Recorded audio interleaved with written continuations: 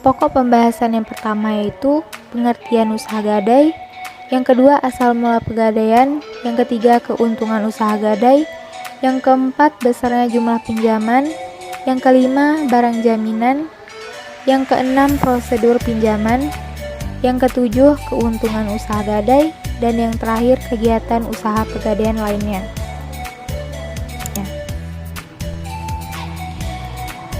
Masuk pembahasan yang pertama yaitu pengertian usaha gadai. Secara umum, pengertian usaha gadai adalah kegiatan menjaminkan barang-barang berharga kepada pihak tertentu guna memperoleh sejumlah uang dan barang yang dijaminkan akan ditembus kembali sesuai dengan perjanjian antara nasabah dengan lembaga gadai. Adapun ciri-ciri usaha gadai adalah: yang pertama, terdapat barang-barang berharga yang digadaikan.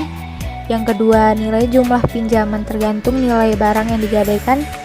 Dan yang ketiga, barang yang digadaikan dapat ditembus kembali. Yang kedua itu asal mula usaha gadai.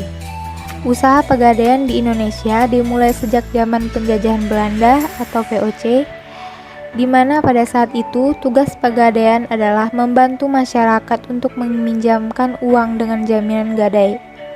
Pada awalnya, usaha ini dijalankan oleh pihak swasta, namun dalam perkembangan selanjutnya, usaha pegadaian ini diambil alih oleh pemerintah Hindia Belanda. Kemudian, dijadikan usaha negara dengan sebutan Dinas Pegadaian. Di dunia, pegadaian pertama kali dilakukan di Italia, kemudian berkembang dan meluas ke wilayah-wilayah Eropa lainnya seperti Inggris, Prancis, dan Belanda. Sedangkan di Indonesia, pada zaman kemerdekaan Indonesia mengambil alih dan mengubah namanya menjadi perusahaan negara yang berdasarkan pada Undang-Undang Nomor 19 PRP 1960, lalu pada tanggal 11 Maret 1990 berubah kembali menjadi Perusahaan Jawatan atau Perjan. Lalu, pada tanggal 10 April 1990, Perjan berubah kembali menjadi Perusahaan Umum atau Perum Pegadaian. Dan sampai saat ini, lembaga yang melakukan pegadaian berdasarkan hukum gadai hanyalah Perum Pegadaian. Selanjutnya, keuntungan usaha gadai.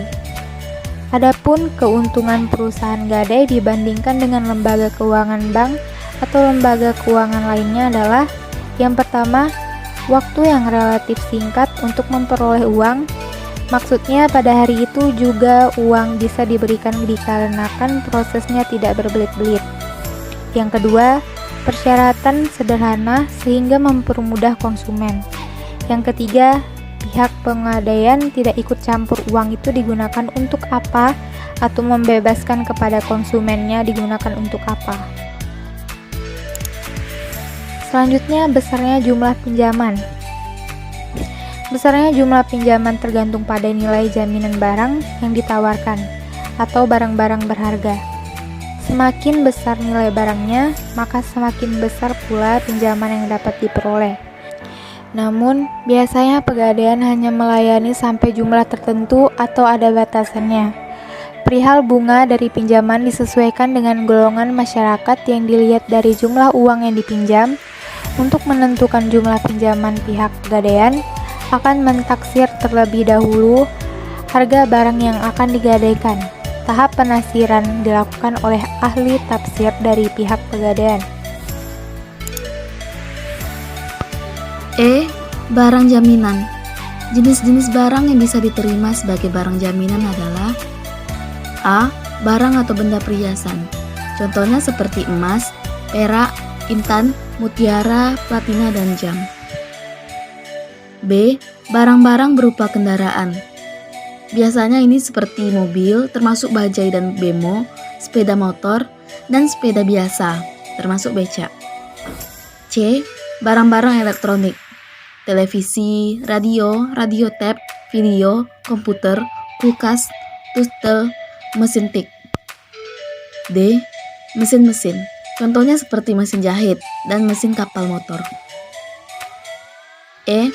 Barang-barang keperluan rumah tangga, seperti barang tekstil termasuk pakaian, permadani, dan kain batik, dan barang-barang pecah belah yang kondisinya masih baik dan dapat dipergunakan atau bernilai. F. Prosedur pinjaman.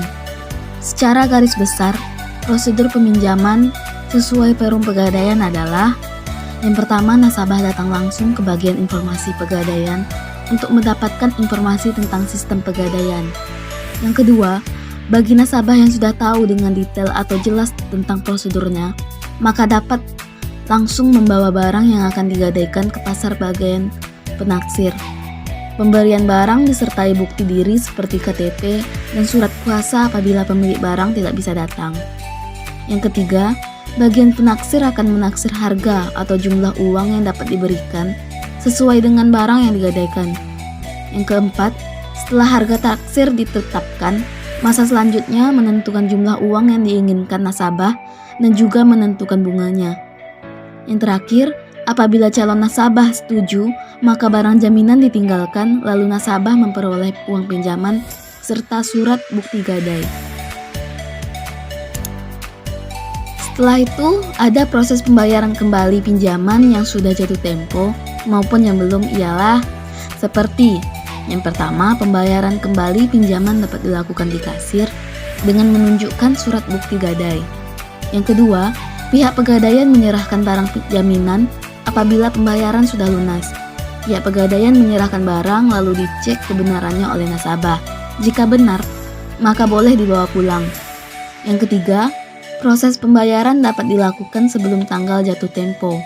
Jadi, apabila sebelum tanggal jatuh tempo, nasabah sudah punya uang, maka boleh saja membayarkan. 4. Bagi masyarakat yang tidak membayar pinjamannya, maka barang yang digadaikan akan dilelang ke masyarakat luas. Terakhir, hasil lelang akan diberitahukan kepada nasabah. Apabila masih berlebih, maka uang akan dikembalikan kepada nasabah. Selanjutnya, kegiatan usaha pegadaian lainnya. Usaha lain yang ditaksir oleh Perum Pegadaian adalah: 1. Melayani jasa taksir. Yang kedua, melayani jasa titip barang. 3. Memberikan kredit. 4. Ikut serta dalam usaha tertentu atau bekerja sama dengan pihak ketiga.